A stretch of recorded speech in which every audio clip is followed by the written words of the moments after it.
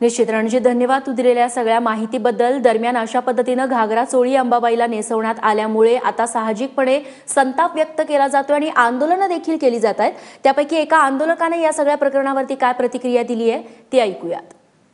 पश्चिम महाराष्ट्र देवस्थानची एक भूमिका अशी होती, तो जो योगेश जोशी आहे तो धनाजी जाधव म्हणून जे मॅनेजर त्यांच्याकडे आला होता, हा ड्रेस दिवीला घाला म्हणून ऑफिसमधनं तो प्रस्ताव त्यांनी हे केला की हा ड्रेस दिवीला चालत नाही, साडीवरच त्याची पूजा असते, त्यामुळे हा घेऊन इथं आम्ही काही घेणार नाही। ॲक्च्युली देवस्थानच्या ह्याच्यात तुम्ही समजा 10 लाख जर समजा शालू जर पाठवला तरी तो नेसविला जात नाही आहे।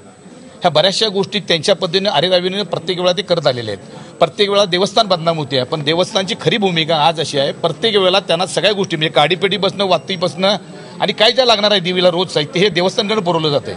फक्त हे दिवा पेटीवर काम इतकंपर्यंत ते करू शकतात। एवढं असताना सुद्धा आज भावना दुखवायचा जो प्रयत्न त्या पद्धतीने केला आहे तिने, तो त्यांना अशा पद्धतीने शासन केलं पाहिजे की त्यांना अटक हीच भूमिका आता माझ्या दृष्टीने आहे।